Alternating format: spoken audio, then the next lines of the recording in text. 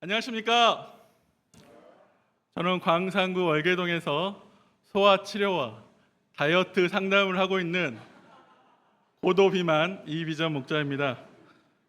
제가 유일하게 시도하지 않았던 원푸드 다이어트는 한 가지만 먹기에는 왠지 정이 없지 않습니까? 제목을 보여주십시오. 말씀 제목도 예수님과 성령님 더블 출연하시니 은혜도 2배가 되게 하실 줄로 믿습니다. 요절 말씀으로 요한복음 16장 13절을 읽고 시작하겠습니다. 시작.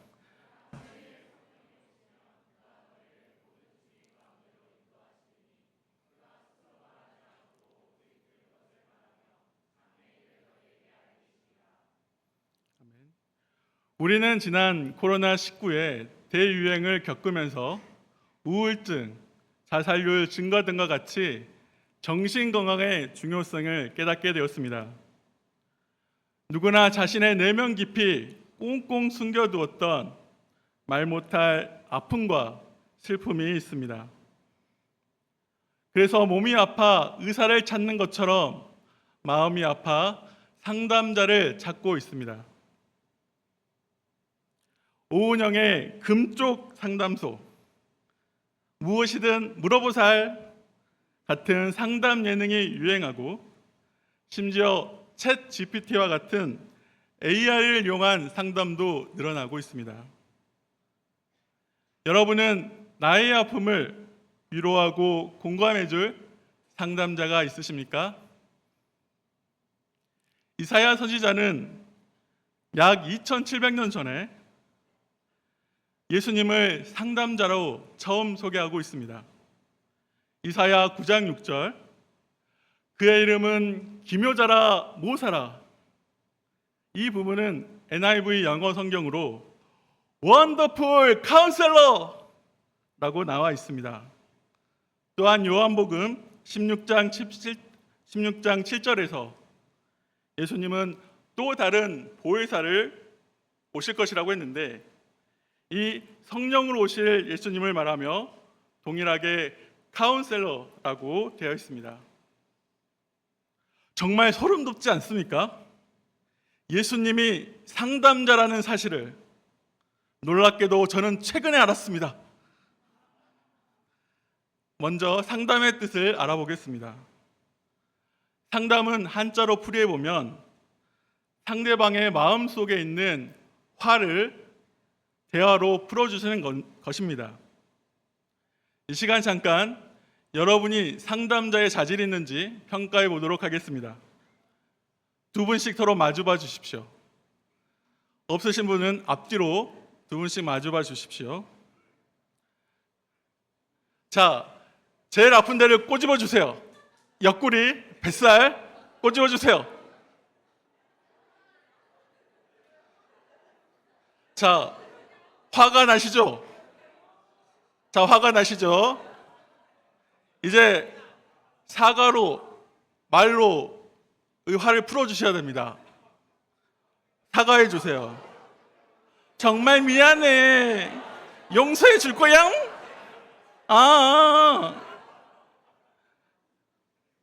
화가 풀리십니까? 나 더 화가 난다. 손 들어 주십시오. 그러신 분들은 화병에 걸릴 수 있습니다. 예수님께 나가야 됩니다. 이렇게 화가 났을 때 화를 풀 수 있도록 왜 화가 났는지 잘 들어주고 위로해 주어야 합니다. 그런데 우리는 어떻습니까? 불난데 부채질하듯이 화는 나쁜 거니까 내지 말고 너의 잘못을 돌아보고 잘 참아봐 라고 충고하거나 비난하고 있지는 않습니까? 그러면서 나는 참 객관적이고 옳은 말만 하면서 조언을 잘 해준다고 착각합니다. 그러나 상담은 이같이 화를 부추기는 것이 아니라 스스로 가라앉힐 수 있도록 옆에서 도와주는 것입니다. 예를 들면 아버지를 미워하는 사람에게 아버지를 미워하지 마세요 라고 말하면 그래서 어떻게 될까요? 그 사람은 자신이 정죄받았다 생각하고 입을 꾹 닫고 말을 안 할 것입니다. 반면에 아버지를 싫어하는 그 감정을 계속해서 들어주면 저절로 화가 풀리고 스스로 그 문제를 해결하려고 노력하게 될 것입니다.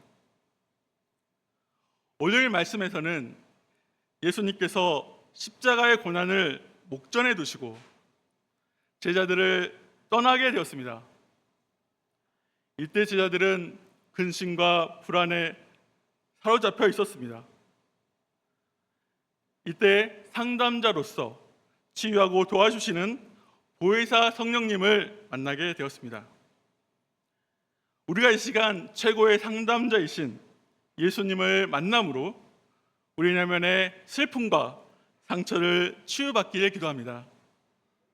마찬가지로 성령님의 도우심으로 우리 각자가 좋은 상담자가 되어 한 영혼을 위로하고 구원의 길로 인도할 수 있기를 간절히 기도합니다. 1절에서 4절을 보십시오. 앞서 요한복음 15장에서는 예수님이 박해를 받은 것처럼 제자들도 미움과 핍박을 받을 것을 경고하셨습니다. 설상가상으로 2절에서는 미움을 받는 데 그치지 않고 유대교로부터 출교당하고 순교까지 이를 수 있음을 예고하고 있습니다. 지금까지 예수님은 제자들의 보호자가 되어 세상의 여러 위험과 악영향으로부터 지켜주셨습니다. 이제 때가 되어 예수님은 하나님께로 가시고 제자들은 자립신앙으로 홀로 서야 할 시기가 된 것입니다. 5절 6절을 보십시오. 지금 내가 나를 보내신 이에게로 가는데 너희 중에서 나더러 어디로 가는지 묻는 자가 없고 되려 내가 이 말을 함으로 너희 마음에 근심이 가득하였도다. 예수님은 이제 하나님의 뜻을 성취하시기 위해 십자가를 지러 예루살렘으로 올라가셔야 합니다. 그러나 제자들은 하나같이 꿀먹은 벙어리가 되어 아무 말이 없었습니다. 도리어 마음에 근심이 가득하였습니다. 왜냐하면 방패처럼 든든히 자신을 지켜주시던 예수님이 안 계신다고 생각하자 곧 마주할 핍박이 너무나 두려웠기 때문입니다. 7절을 함께 읽어보겠습니다. 시작. 그러나 내가 너에게 실상을 말하노니 내가 떠나가는 것이 너희에게 유익이라. 내가 떠나가지 아니하면 보혜사가 너에게로 오지 아니할 것이요 가면 내가 그를 너에게로 보내리니. 여기서 보혜사는 헬라어로 파라클레토스이며 곁에서 돕는 자, 상담자, 위로자란 뜻입니다. 즉 예수님이 보내실 성령님은 성도들 곁에서 항상 도우시며 상담과 위로를 해주시는 분이십니다. 그러면 예수님이 떠나시고 보혜사 성령님이 오시는 것이 왜 유익이 됩니까? 먼저 제자들은 자립신앙을 배우게 됩니다. 그동안 예수님이 계실 때는 예수님께서 보혜사의 역할을 하셨습니다. 제자들과 늘 동고동락하시며 옆에서 도와주셨습니다. 우리도 품 안의 자식이나 가족이 타지로 떠난다면 과연 혼자서 잘할 수 있을까? 걱정이 태산 같을 것입니다. 마찬가지로 예수님께서도 차마 발걸음이 떨어지지 않으셨지만 속담에 호랑이는 제 새끼를 벼랑에 떨어뜨려 온다 라는 말이 있듯이 이제는 스스로 복음 사역을 감당할 수 있는 강한 제자들로 성장시키시기 위해 떠나셔야 했습니다. 또한 예수님의 육신의 몸으로는 시공간적으로 제한이 있었습니다. 제자들이 원할 때 동시에 도울 수도 없고 또 영원히 함께할 수도 없었습니다. 그러나 오실 보혜사 성령님은 영이시기 때문에 시공간적인 한계가 없습니다. 제자들을 한 사람 한 사람 영원히 거하시며 늘 함께 하실 수 있습니다. 이를 통해서 볼 때 예수님의 떠나심은 영원한 이별이 아니라 보혜사 성령님과 새로운 연합입니다. 그러면 전임 상담자로서 예수님의 모습과 후임 보혜사 성령님의 역할에 대해 알아보겠습니다. 먼저 예수님은 상담의 목적을 다음과 같이 말씀합니다. 마태복음 11장 28절에서 30절을 다 함께 읽어보겠습니다. 시작.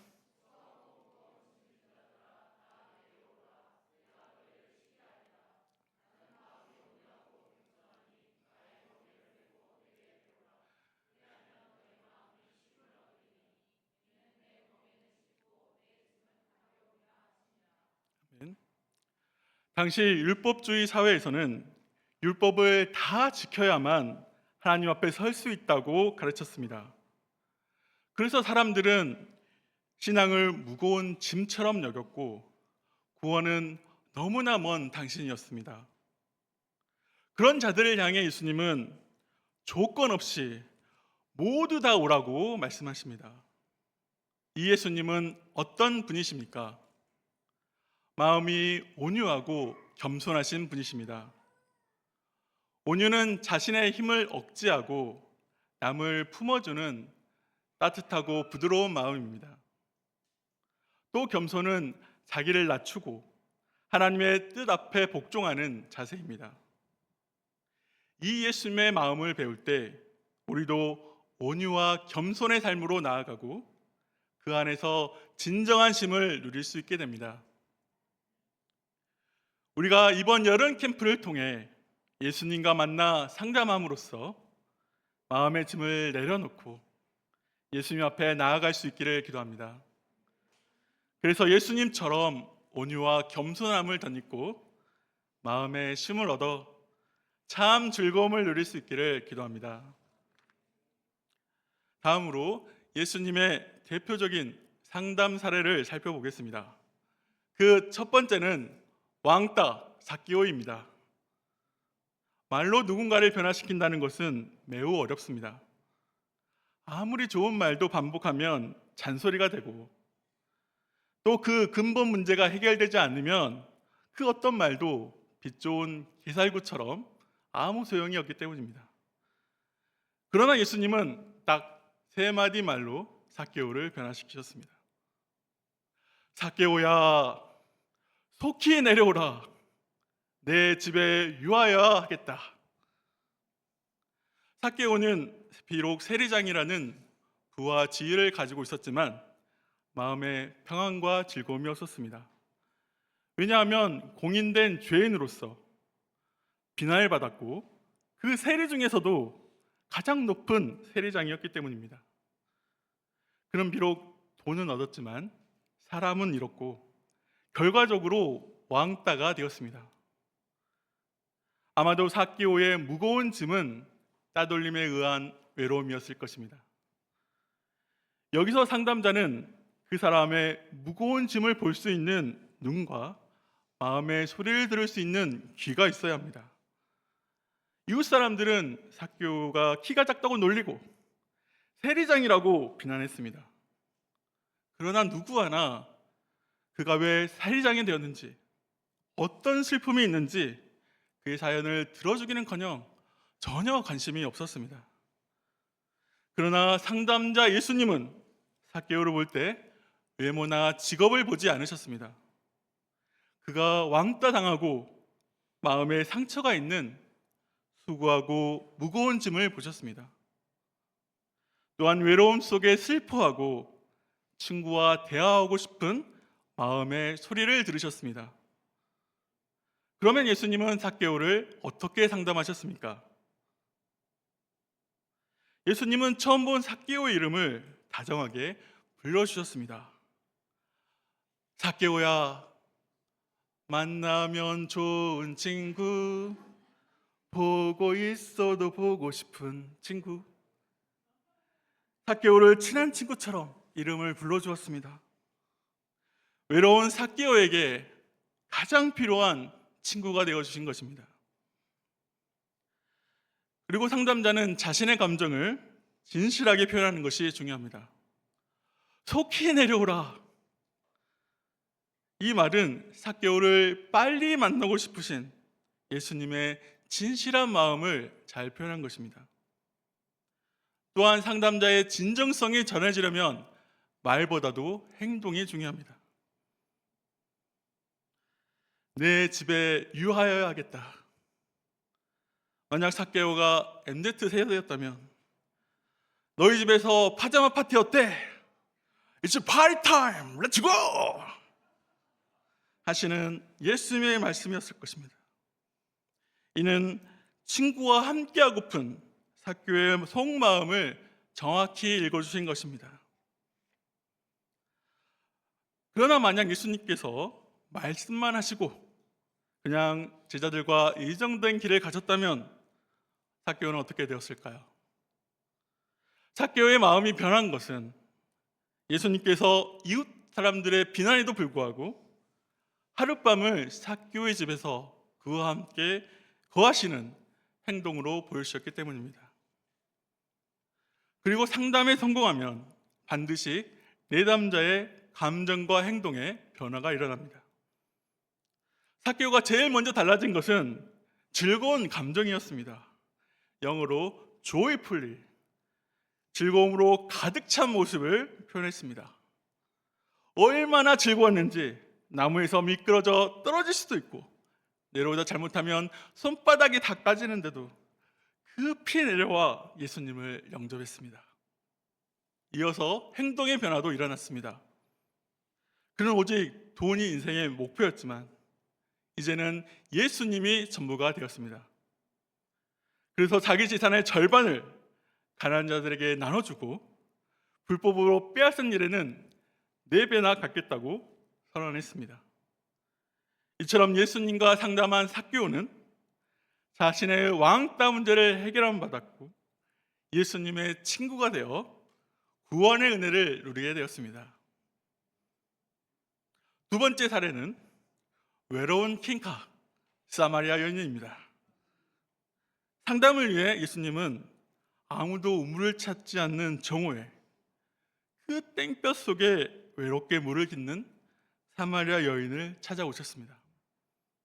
그리고 겸손히 물 좀 주시겠습니까? 라고 부탁하심으로 먼저 관계성을 맺고자 하셨습니다.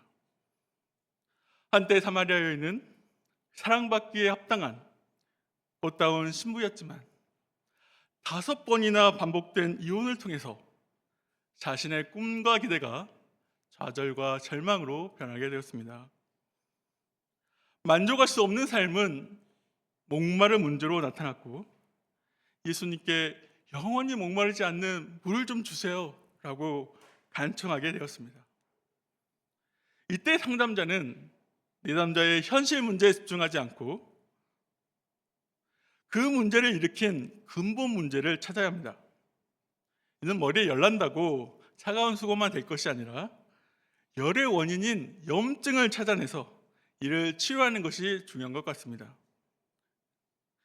예수님은 여인의 근본적인 문제를 드러내기 위해 내 남편을 데려오라고 하셨습니다. 이는 자신이 처한 진실과 대면하게 하는 상당 기법 중에 하나입니다. 그러나 여인은 저 남편 없어요 하며 진실을 숨기려 했습니다. 만약 저였다면 아따 입에 침이나 바르고 말하시오. 진실의 방으로 좀 가봐야 쓰겄어 라고 책망할 것 같습니다. 그러나 예수님은 여인의 모든 것을 알고 계셨습니다. 그러나 그 사실을 밝혀 정죄하지 않으셨습니다. 이미 남편 5이 있었으며 지금 남자도 남편이 아니라 동거남이니 그녀의 말이 맞다고 인정해 주셨습니다. 이는 스스로 진실을 밝힐 수 있는 기회를 주신 것입니다. 이처럼 상담자 예수님은 사마리아 여인의 입장을 공감하되 숨겨진 진실을 직면하게 하심으로 여인을 치유하고자 하셨습니다. 그녀의 목마른 문제를 인간적인 방법으로 자신의 남편을 통해 해결받고자 했지만 그녀는 오히려 실망만 하게 되었습니다. 이런 사실을 직면하게 하시고 스스로 예수님이 그리스도요 영생수가 되심을 깨닫게 하도록 인지 치료를 해주셨습니다. 그리고 상담을 통해 여인의 목마름의 근본 문제가 참된 경배의 대상을 찾지 못했던 것을 깨닫게 하셨습니다. 여인은 예수님이 바로 성령에서 약속하신 메시아임을 깨닫게 되었습니다. 그리고 예수님과의 상담을 통해 그녀는 내면에서부터 영원히 목마르지 않는 영생수를 맛보는 기쁨을 누리게 되었습니다. 이 기쁨을 주체할 수가 없어 서로 상종치 않고 단절되었던 마을 사람들에게 와 보라 이는 그리스도가 아니냐 복음을 전하며 자연스럽게 화해를 이루게 되었습니다. 반면에 보혜사 성령님의 역할은 무엇입니까? 첫째, 우리가 하나님 앞에 죄인임을 깨닫고 회개하도록 도와주십니다. 8절을 함께 읽어보겠습니다. 시작.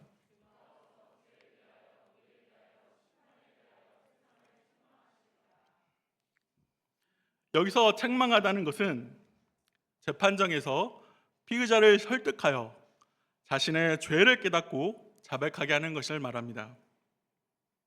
9절을 보십시오. 죄에 대하여함은 저희가 나를 믿지 아니하며, 여기서 말하는 죄는 예수님을 믿지 않는 불신앙입니다. 우리는 아담의 원죄와 더불어 하나님이 요구하시는 의에 이르지 못합니다.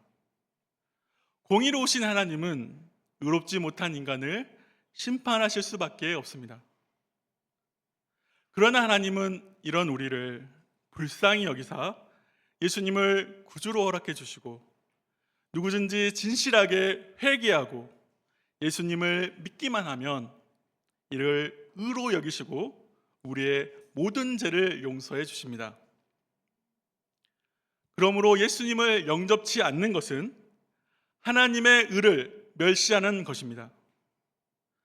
성령님께서는 예수님을 믿지 않는 죄가 가장 큰 죄임을 깨닫게 해주십니다. 또한 우리의 승리를 보증해 주십니다. 11절을 보십시오. 심판에 대하여함은 이 세상 임금이 심판을 받았음이니라. 이 세상 임금이란 공중의 권세 잡은 자, 곧 사탄을 의미합니다. 예수님의 부활하심으로 말미암아 사탄과 그의 악한 세력들은 이미 패배하게 되었습니다. 이와 같이 보혜사 성령님께서는 사탄이 이미 하나님의 심판 아래 있음을 알려주시고 깨닫게 하십니다. 또한 패배한 사탄이 최후의 발악을 할 때에도 두려워하지 않고 힘과 용기를 얻어 승리할 수 있도록 도와주십니다. 13절을 함께 읽어보겠습니다. 시작.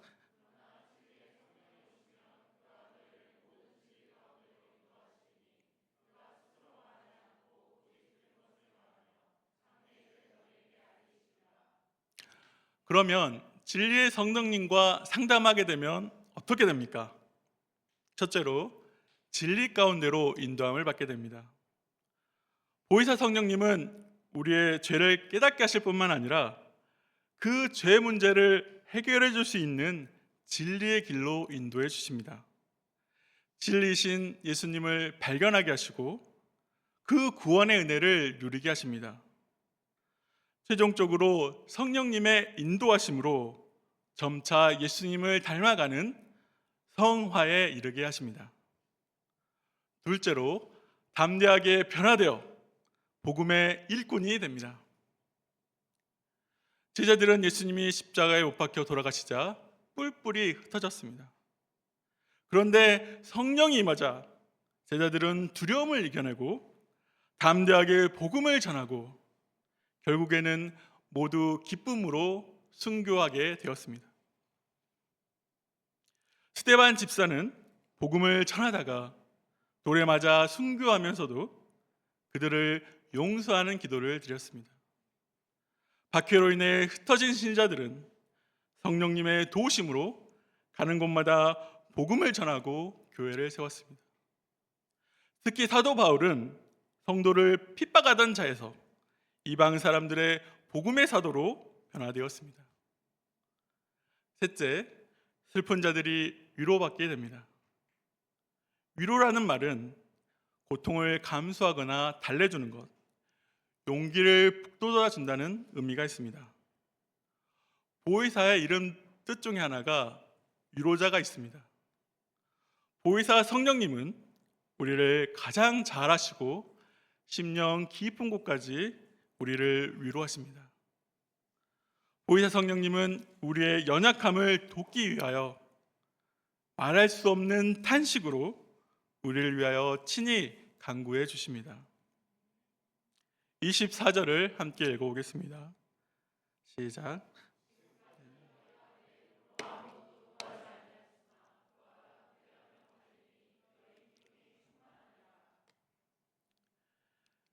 예수님은 비록 곁에 없지만 예수님의 이름으로 무엇이든지 구하기만 하면 다 응답해 주신다고 합니다. 예수님은 제자들에게 기도라는 가장 큰 영적 무기를 주셨습니다. 동일하게 우리도 성령 안에서 무엇이든지 구하고 기도 응답 받으며 기쁨이 충만한 신앙생활을 할 수 있습니다. 아멘. 저는 말씀을 준비하며 예수님이 제게 어떤 상담을 해주시고 또 제가 어떻게 변화되었는지 돌아보게 되었습니다. 저는 삭개오처럼 키 작고 뚱뚱한 외모에 대한 열등감이 심했습니다. 생업으로 바쁘신 부모님 대신 조부모님과 생활하면서 뭔가 부족한 듯한 애정결핍이 있었습니다. 그래서 성격은 점점 내성적이 되었고 말수가 적어졌습니다. 그래서 자연히 친구가 없었고 점심 식사도 혼자 먹을 때가 많았습니다. 이런 상황에서 고액 연봉으로 결혼 걱정 없고 키가 작아도 앉아서 진료하면 큰 차이가 없는 의사가 되는 게 꿈이었습니다. 그러나 가난한 집안 형편으로 부족한 실력을 메꿔줄 학원에 갈 수가 없었고 내 성적으론 말 그대로 꿈이었습니다. 그러나 예수님은 하나님께 기도하면 하나님이 들으시고 다 이루어 주신다 늘 말씀하셨습니다. 실제로 어머니는 제가 아파서 열이 나면 병원 대신 교회로 가서 기도해 주셨습니다. 그렇게 교회에 누워 기도와 찬송을 들을 때 왠지 마음이 평안해지고 아픈 게 사라지는 체험을 했습니다. 그런데 사춘기가 되면서 자매에 대한 짝사랑과 자유여행에 대한 죄의식으로 내면은 말 못할 고통으로 신음하였습니다.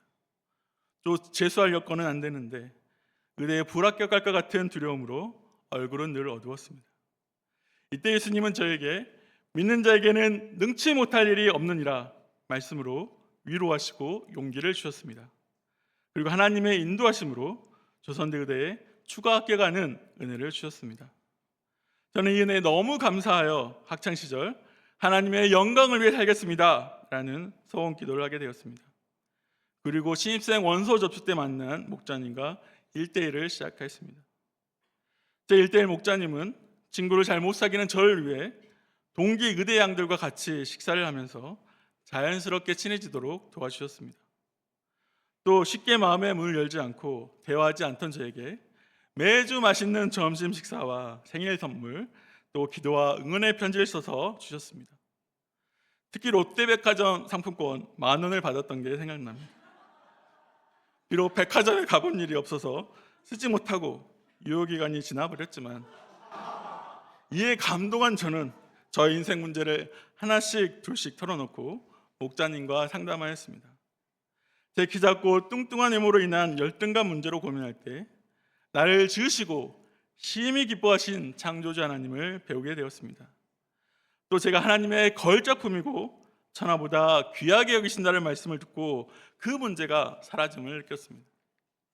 또 삭개오처럼 외롭던 저에게 예수님은 친구가 되어주시고 제가 기도할 때 나의 고민과 걱정거리를 예수님께 맡길 때 평안을 얻게 되었습니다. 또한 사마리아 여인의 목마른 문제를 해결해 주셨듯이 저의 부모님의 애정결핍 문제에 대한 목마름을 하나님 아버지의 크신 사랑으로 채워주셨습니다. 예수님은 제 인생의 제일 중요한 문제였던 병원 수련 문제와 결혼 문제를 상담해 주셨습니다. 그 결과 미래를 책임지는 귀여운 소아를 치료하는 소아청소년과 의사로 개업하게 되었습니다. 또한 산부의 영원한 뽀뽀뽀 언니이자 즐거운 레크 강사, 또 최근에는 상담학을 공부하면서 저를 상담 대상으로 실습하고 있는 우리 진아 목자님을 동역자로 주셨습니다. 저보다 저를 더 잘하시고 가장 좋은 길로 인도해 주심을 감사드립니다. 또 최근에는 오랜 기도 제목이었던 아버지의 영혼 구원 문제가 있었습니다. 아버지는 기존의 심장병과 치매가 악화되어 손장군 목자님의 요양병원에 입원하게 되셨습니다. 2달여간 그곳에서 여러 목자님들의 전도와 기도를 통해 예수님을 영접하시고 천국에 가시게 되었습니다. 저는 기도 응답으로 아버지의 마지막을 섬세하게 인도하시고 평안한 가운데 소천하시는 모습을 보고 큰 위로와 은혜를 받게 되었습니다. 현재 저의 상담 문제는 그 비싼 유고비로 해결 못한 다이어트와 또 암이 재발하셔서 2차 항암 치료하고 계시는 어머니의 건강 문제입니다. 또한 소아 환자가 들면서 발생하는 병원 운영의 문제와 세상 유혹에 잘 무너지고 신앙생활을 대충 편안히 살고자 하는 게으름의 문제가 있습니다. 그러나 나보다 나를 더 잘하시고 진리의 길로 인도하시는 성령님께 이 상담 문제를 들고 나아가야겠습니다. 그럴 때 보혜사 성령님께서 저를 도와주시고 저의 고민과 아픔을 듣고 위로하여 주실 것입니다. 또한 제가 온유하고 겸손하신 예수님을 배워 저처럼 위로와 고민 상담이 필요한 양들과 환자들에게 화를 풀어주고 기도해주는 좋은 상담자가 될 수 있기를 기도합니다. 결론적으로 상담자 예수님은 우리 내면의 아픔과 상처를 다 알고 계십니다. 그리고 온유와 겸손하심으로 우리와 상담하길 원하십니다. 이를 통해 우리는 자신의 진실한 문제, 내면의 문제에 직면하게 되고 죄의 무거운 짐을 벗고 참 쉼과 즐거움을 얻을 수 있습니다.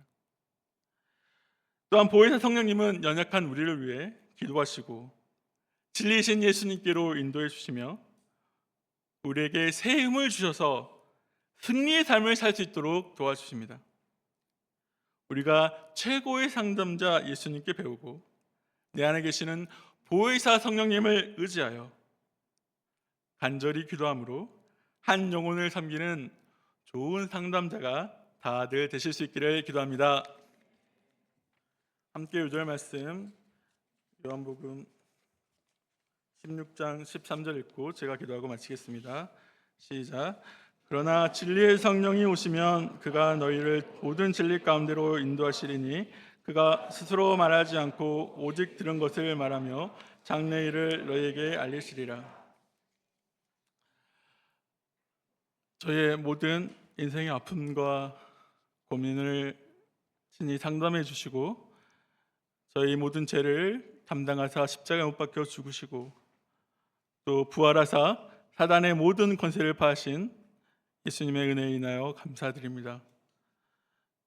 저희가 이 성령 하나님을 의지하여 저희를 위로하시고 저에게 승리해 주심을 믿고 이 세상 캠퍼스와 복음이 필요한 모든 이들에게 예수님의 복음을 들고 좋은 상담자가 되어 그들을 위로하고 진리이신 예수님께로 인도할 수 있기를 간절히 기도합니다. 귀한 말씀 주셔서 감사합니다. 예수님 기도합니다.